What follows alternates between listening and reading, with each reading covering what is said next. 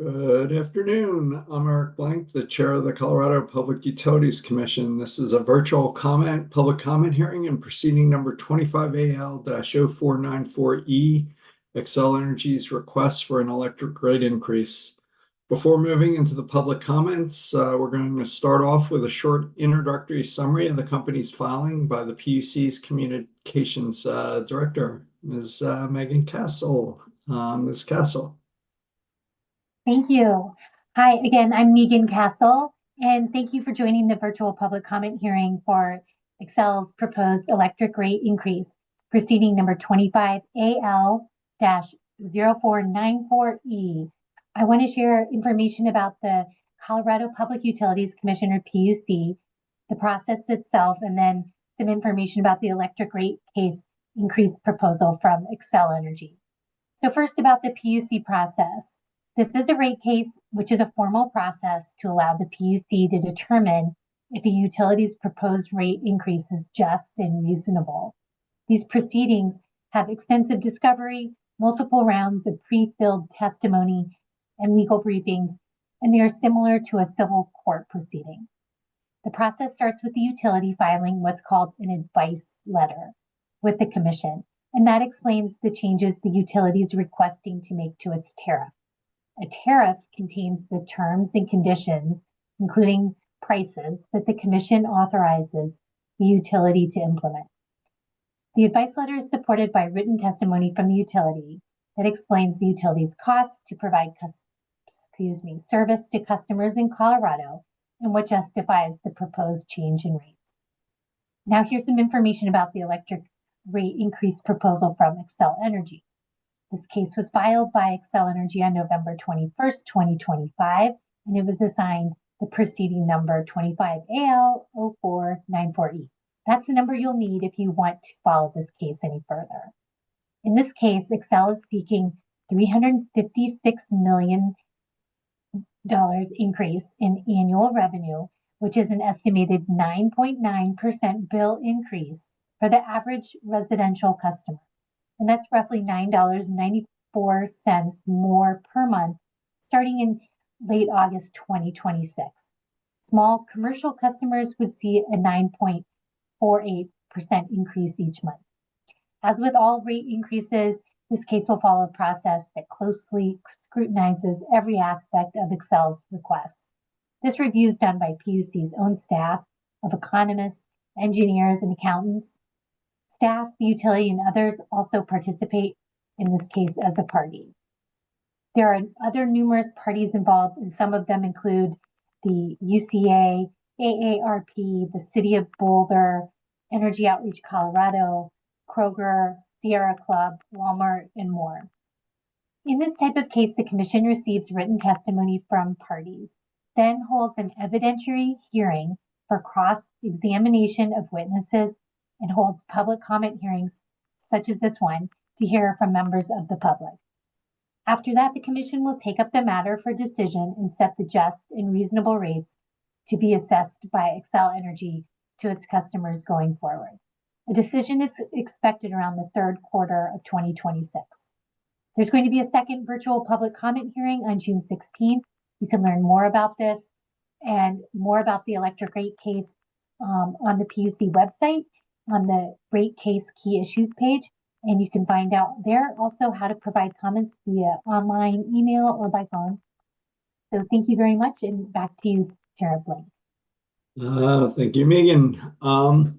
With that, it's 4 p.m. on May 19th, and we're now on the record. Again, this is a public comment hearing and proceeding number 25AL-0494E, a request by Xcel Energy to change the rates that it charges electric customers. I'm Eric Blank, the chair of the Colorado PUC, and I just wanted to start off thanking everybody for joining us here today. Later this week on Thursday, May 21st at 11 a.m., the commission will have a virtual public comment hearing on Xcel Energy's proposed gas rate increase. For purposes of these comments, we'd accept comments on either case at either hearing. As such, we invite the public to join us at one or both these hearings.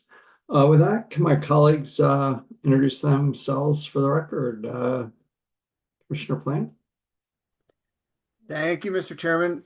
And I just want to, my name's Tom Plant, and I just wanted to welcome everybody to the proceeding and tell you that, we really appreciate you taking time out of your day to participate in the process and to share your perspectives with us as we head into this case. So appreciate you all being here and look forward to your comments. Commissioner Goen? Hi, thanks. Yeah, I'm Commissioner Megan Gilman, and would echo Commissioner Plant's thanks for taking time out of your day to come and share your thoughts and perspectives with us. A very important part of the process, so very much look forward to hearing from all of you. So thank you all so much for your willingness to come today. Thank you. In terms of logistics, this public comment hearing today is being recorded. There's a court reporter who will take down what you say for the record. This comment hearing is formal, like a court proceeding, and we ask that the audience be respectful of the speakers that comment today. In our role as commissioners at this stage of the process, we are here to listen and learn and make sure your comments are reflected in the record. We will not answer questions or respond to statements. Like a judge, we cannot engage in dialogue on this case at this time, given what's pending before us. The case is ongoing, and we will not make any decisions until after the evidentiary hearing in June. I will call on commenters today, starting with elected officials, and then proceed in order based on whoever raises their virtual hand or turns on the video. We also welcome written comments at any time, which can be filed through the Commission's e-filing system, submitted via the Commission's online current comment form, or email to dora_puc_comments@state.co.us. In each case, please specify this proceeding number 25AL-0494E. The Commission equally weighs public comments received written or orally, so we encourage you to follow up by filing whatever you'd like in written form. The public comment hearing is a critical part of this process. And like my colleague said, for me, one of the most valuable, where we get to hear directly from impacted customers and other stakeholders. These are difficult and challenging issues, and we don't have all the answers, which is why hearing from you is so important. With that, I want to thank everybody for taking the time to be here. And let's turn to the elected officials and then to our speakers, which I'll take up in the order in which people turn on their video or raise their hands. And Ms. Baer, I know you're council member from Erie, so if you'd like to get us started, that'd be great. Yes, thank you. Good afternoon. My name is Emily Baer. I'm a council member in the town of Erie. I'm speaking today on behalf of Colorado Communities for Climate Action, a coalition of 49 local governments representing 1/3 of Colorado's population. Climate change in Colorado has brought with it increasing red flag days and accompanying public safety power shutoffs. Across the Front Range, we are now becoming accustomed to these threats in the dead of winter. On windy days, we have to worry about that another Marshall Fire will occur, or that we will have to live without electricity for unknown stretches of time. Public safety power shutoffs have the very real impacts on everyone involved, except Xcel. Whatever Xcel has to pay for these shutoffs, they ultimately recapture from ratepayers. Local governments and our constituents, on the other hand, face economic losses alongside the feelings of anxiety and fear that these events cause. Local governments must set up emergency shelters, electric charging services, and healthcare delivery services. We have to coordinate with nearby local governments involving many of our staff and incurring costs for overtime, equipment, and emergency backup power. Our constituents also face financial impacts from shutoff events. Families and businesses lose food, wages, and medicines. They must pay for alternate fuels for heating.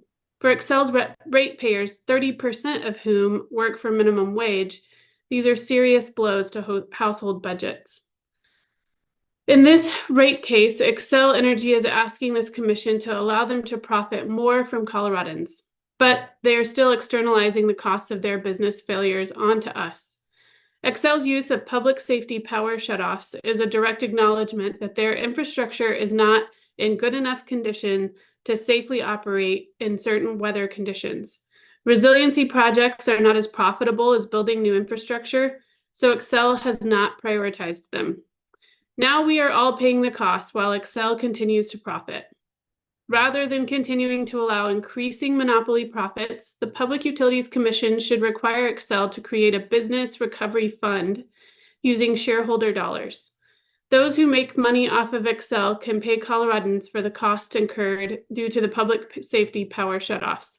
Additionally, Excel should be required to track equipment performance on PSPS affected circuits so we can understand the true long-term cost of this shutoff approach. Thank you for listening. Thank you for joining us. Mr. Greg Arfstan. Oh, you're still muted, sir. Mute. Can There you hear you me go. now? We All right, can. thank you. Good afternoon. My name's Dr. Greg Arfstan. I'm a retired pediatrician in Littleton, Colorado. As a healthcare advocate with Healthy Air and Water Colorado, I urge the Public Utilities Commission to reject key portions of Xcel Energy's electric rate increase request. From a public health perspective, affordable and reliable electricity is essential infrastructure. When utility costs rise too quickly, families are forced to make tough decisions between paying for electricity versus buying food, filling prescriptions, and seeking medical care. We know that energy insecurity contributes to stress, worsened mental health, unsafe indoor temperatures, increased health risks for children, older adults, and people with chronic illnesses. Xcel is proposing electric bill increases approaching 20% when all costs are included. At the same time, Coloradans are already struggling with rising costs of living and utility debt. More than 27,000 Coloradans were reportedly behind on their utility bills as of 2025. And this is not just an affordability issue, it is a public health issue. What's especially concerning is that customers are being asked to pay more while reliability continues to decline.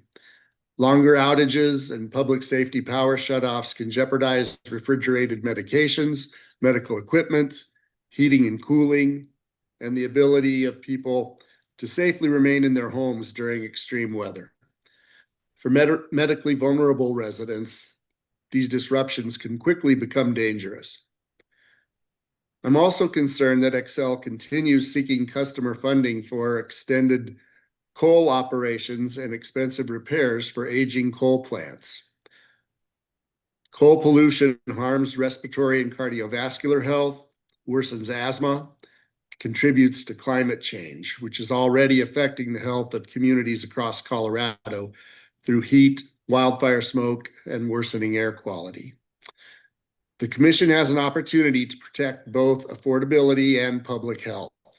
I urge you to reject unnecessary profit increases, hold Xcel accountable for reliability failures, and prioritize investments that support a cleaner, healthier, and more affordable energy future for Colorado families.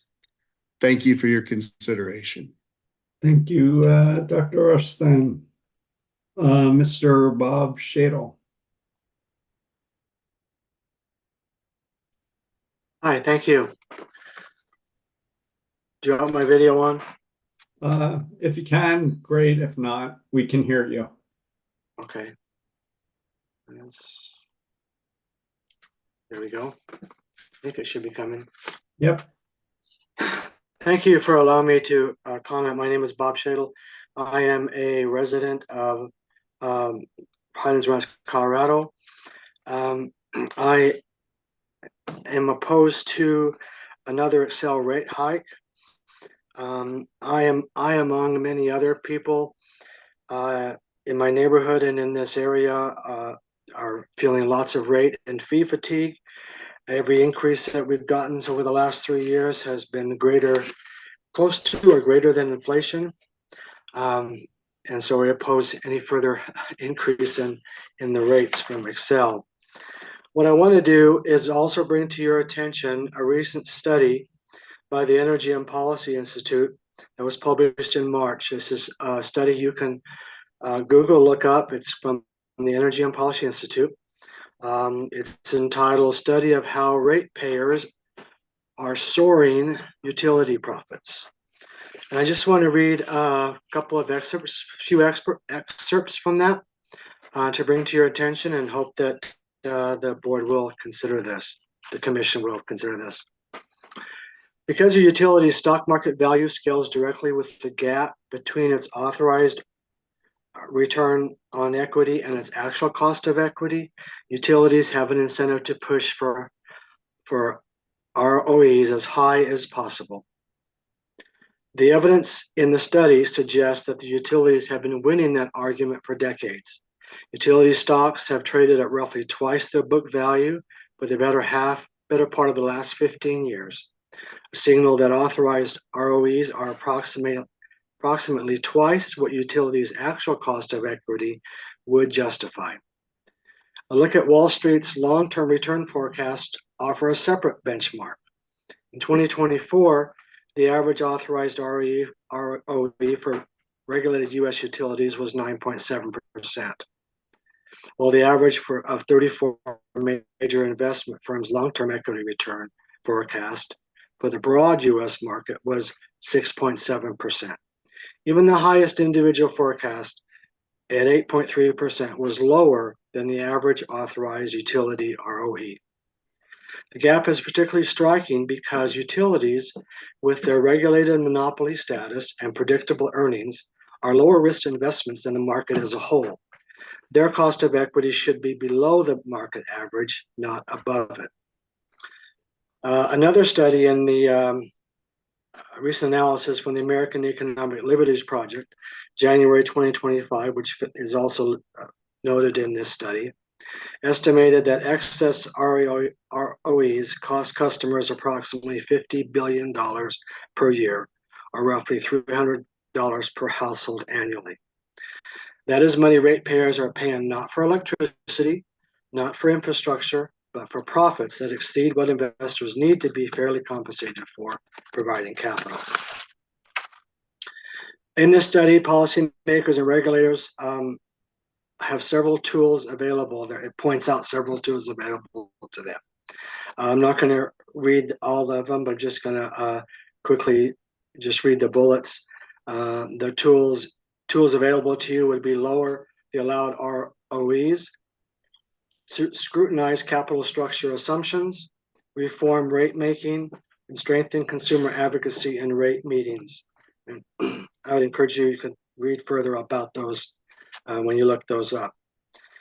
Another piece of data that it shows is it lists the utility profit margins across over 100 utilities across the country. And Excel is listed in there. In 2024, their profit portion of the customer bill was a whopping 17%. That's a pretty high return on investment profit for a utility company, too high. While I oppose another rate hike, if the commission proceeds, I urge you to lower the allowed ROE and calibrate it to current market conditions. Thank you for the time. Thank you, sir. Ms. Faith Ryan. Good afternoon, everyone. My name is Faith Ryan, and I am an energy policy analyst for the City of Westminster, and I am speaking today on behalf of Colorado Communities for Climate Action. Local government officials have to think about the basic well-being of the people in our communities, as we are the first line of support that people look to, and our people trust us to act in their interest. Like many others, affordability is a top concern for our community, and we are here today speaking against Excel's current proposed rate increase that will raise energy bills nearly 10% as of August, as it is not fair to our residents. A 10% increase on the basic necessity of electricity, as gas and food prices are also rising, will harm working families in Westminster and across Colorado. We encourage this commission to put the needs of ratepayers first instead of prioritizing potential profits. In particular, this commission needs to shift Excel's profit incentives to ensure that the company improves its reliability. Return on equity for Excel should be used to incentivize good performance, and Excel should receive higher rates of return for meeting benchmarks of excellent customer service, and ratepayers should not be expected to pay higher rates if service needs cannot be met. Higher profits do not always mean better performance. Since 2016, the average duration of outages on the Excel system has gone up by 72%. Excel now ranks last or near last among Colorado utilities on every major reliability metric. The cities of Longmont and Fort Collins, both much smaller utilities, dramatically outperform Excel on every measure. And why is this the case? Because Excel spends approximately half of what its peers spend on operations and maintenance per megawatt hour. They advertise this to investors as a sign of efficiency, but the declining reliability tells a story of underinvestment, not efficiency. Current profit incentives explain this gap in investment. Excel earns a return on every dollar of capital investment, but earns nothing on maintenance spending. That creates a built-in incentive to build new things rather than maintain what already exists. And the commission needs to correct that bias. Higher profits should be earned through better service and not guaranteed. To solve the problem of profit incentives, the commission should tie any return on equity to measurable improvements in reliability. The floor for return on equity is 8%. Anything above that should be a bonus to Excel if they achieve stellar performance. This protects ratepayers and incentivizes a better, more resilient energy system. Thank you. Thank you. Ms. Laura Rosenbaum. Thank you, Commissioners. I'm Laura Rosenbaum, the Sustainability Coordinator for the City of Littleton. Littleton is also a member of Colorado Communities for Climate Action, or CC4CA, which is a coalition of 49 local governments representing 1/3 of Colorado's population. We're very concerned about the extension of coal plant operations across Colorado, and we recommend that this commission reject the Colorado Energy Plan Adjustment, or CEPA, as a cost recovery mechanism for extending coal plants beyond their planned retirement dates. Aside from the climate and air quality damages it causes, coal-based energy has been declining in cost effectiveness for over a decade. Excel's most recently built Comanche 3 coal plant has never operated with consistency and has been shut down for nearly 3 years of its 15-year lifespan. Following these energy setbacks, when Excel said it would need to recover costs for early closure of the Comanche coal plants, customers paid those costs through the Colorado Energy Plan Adjustment, CEPA. Now Excel wants customers to pay again to keep those same plants running longer and to use CEPA for that purpose. Using the CEPA to recover the cost from extending coal operations is a fundamental contradiction of its purpose. Furthermore, Excel has not provided details of the expected cost of keeping these plants open. They want the commission to approve an open-ended cost recovery mechanism for unspecified plants for an unknown duration at unknown cost. Shareholders would never risk their money investing in Excel with so little information. It would be equally irresponsible for this commission to approve such extreme risk for ratepayers. Instead, I urge you to route any legitimate cost recovery through the existing annual prudence review process where costs can be properly scrutinized. This is the bare minimum of protection from unreasonable costs that Coloradans deserve. To conclude, let me reiterate that the cost of coal has grown untenable. This includes costs to people's health from toxic releases like lead, particulate matter, and radioactive material, but it also includes costs from climate-related natural disasters, which destroy homes and take lives. Most immediately, however, these coal plant extensions are going to cost money to Colorado ratepayers. This commission must ensure that these costs remain as low as possible. Thank you. Thank you. Mr. Colin Toon. Oh, Ms. Happens all the time. Thank you. Good afternoon. Thanks for the opportunity to provide comment. I'm Colin Tom, a climate and health strategist in the Office of Sustainability, Climate Action, and Resilience at Boulder County, a CC4CA member. Boulder County has concerns about Excel's proposed rate increase due to its impact on the ability of ratepayers to transition to clean electricity and the implications for the resilience at the customer and the grid level to the risks posed by climate change. We have been hoping to see greater investment in the electric grid to support the electrification of buildings, vehicles, and industrial uses, and the incorporation of distributed renewables and storage. We would expect to see some increase in rates to accommodate these investments, but we are surprised by the amount of the rate increase and the degree to which it goes to shareholders rather than to meeting electrification goals and supporting the grid reliability, resilience, and safety that are so essential to transitioning to clean electricity on that system. Boulder County is served by several electric utilities, of which Xcel ranks worst in reliability. Duration and frequency of Xcel's power interruptions is the highest in the county and highest or second highest among utilities across the state. Xcel has advertised to investors about how little it spends in transmission and distribution operation and maintenance relative to comparable utilities by spending just over 1/5 as much per megawatt hour on O&M as it reaps in net income. Xcel is near the bottom of its peer group. Robust and safe electric grid is essential to meeting decarbonization goals across multiple sectors of the economy. The return on equity the company offers investors should be made contingent on rectifying this underinvestment in grid reliability and safety. To see that Xcel is proposing to increase its base rates by around 10%, which with riders means customers will see a nearly 20% bill increase. It is perplexing that public service is proposing this degree of rate increase on customers while the company reaps record profits. Their stocks are near an all-time high, and while their system reliability is down and they are shutting our power off regularly. We are particularly frustrated to see Xcel's request to increase their authorized return on equity for shareholders to nearly 10%. Xcel's shareholders, along with their shares, hold some responsibility for the company's obligation to customers. Percentage of Income Payment Program, or PIP, income qualified program should be expanded, but don't require enough contribution from shareholders given the company's outsized earnings. It's clear we've reached a point at which the current rate structures no longer serve customers, especially those who face obstacles in transitioning to clean electricity. It's time for more fundamental rate reform to directly address the need for income qualified rates.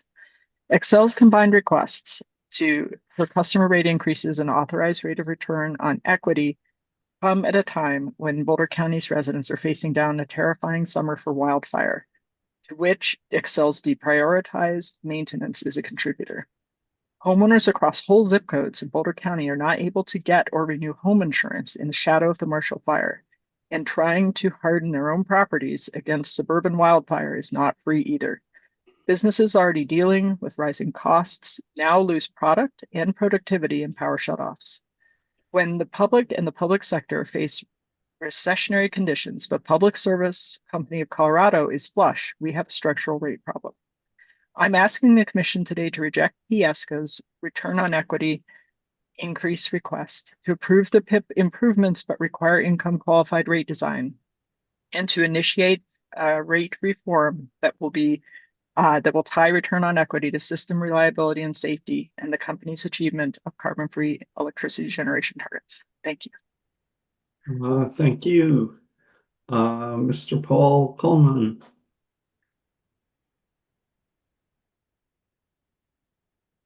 There I am. Good afternoon, Commissioners. Thank you for this, once again, an opportunity to talk to you guys. I really appreciate it. I'm a Xcel customer in Boulder, Colorado, and I really think that the commenters you've had so far kind of hit the nail on the head. And Article 25 of the Colorado State Constitution gives the power to control rates, to regulate rates to the PUC.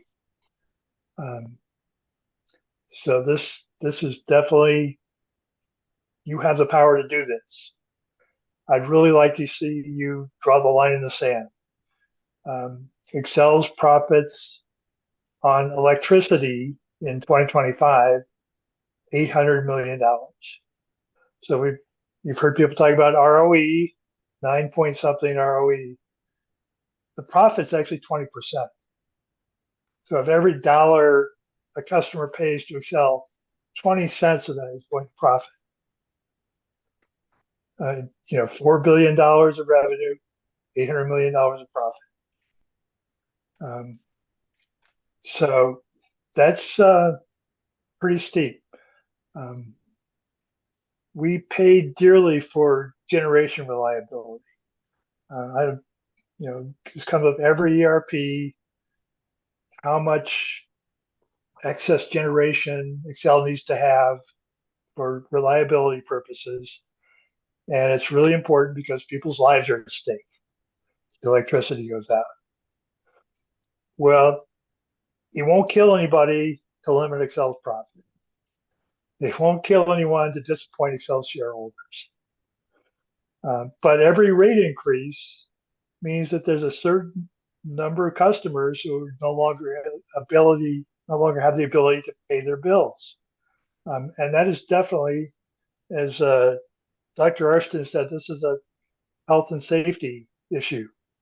So along with reliability, rates are equally important for a portion of our population. So I hope, you got a tough job. You got a tough balance here. I wouldn't want your job personally, but hopefully we can draw the line here and say, with looking at $20 billion of new investment coming on the line, if that's a 9% ROE, that's another $1.8 billion of profit. And that's just mind-boggling. So instead of gold plating the current system, instead of hardening the 20th century grid, we need to move Excel into the 21st century. And thank you for listening, and best of luck to you. Thank you, sir. Is there anyone else who'd like to speak?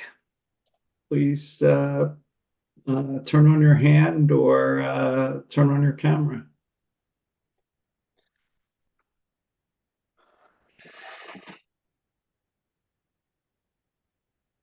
All right, let's take a break till 5 p.m. And we'll come back at 5. If we can hold up the sign on the screen, that'd be great. Thanks. See everybody in a bit.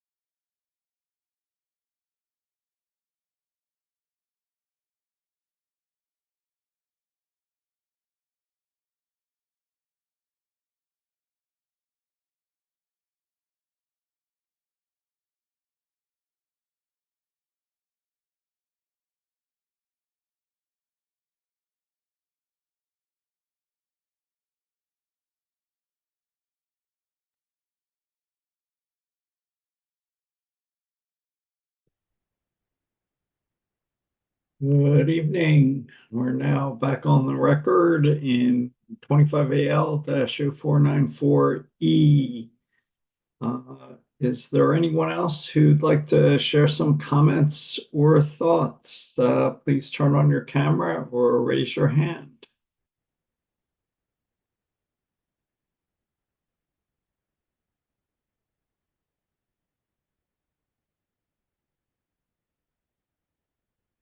Uh, Hearing none, let's come back at 5:40.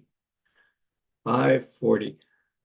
See everyone in a bed, and if you guys could put the time we reconvene on the little note, that'd be great. Thanks all.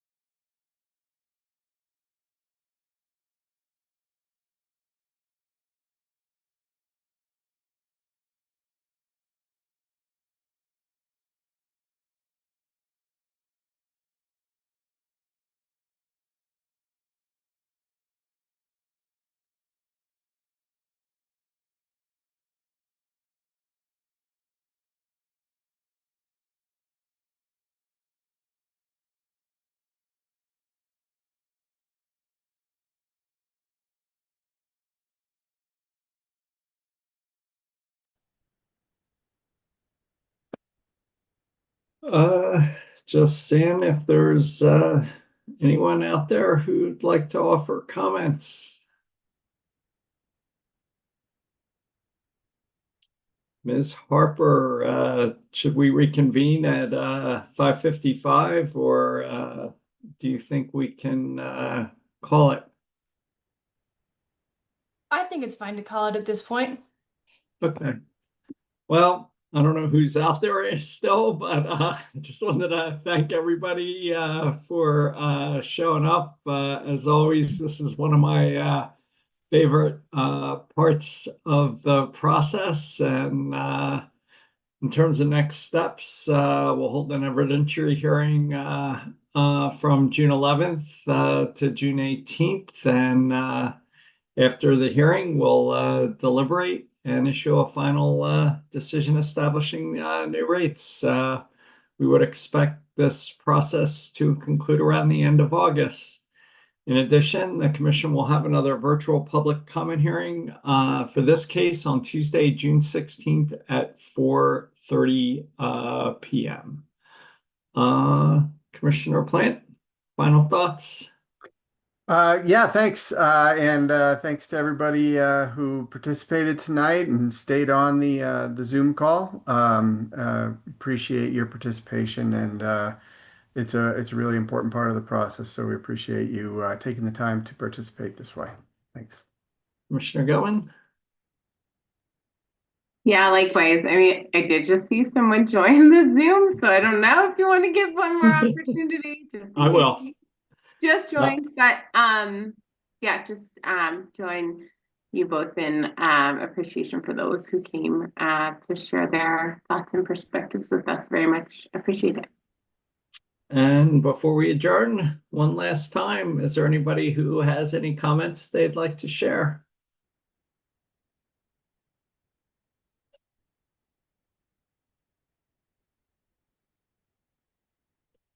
Thanks all. With that, we're adjourned, and I'll see you guys tomorrow morning. Thanks.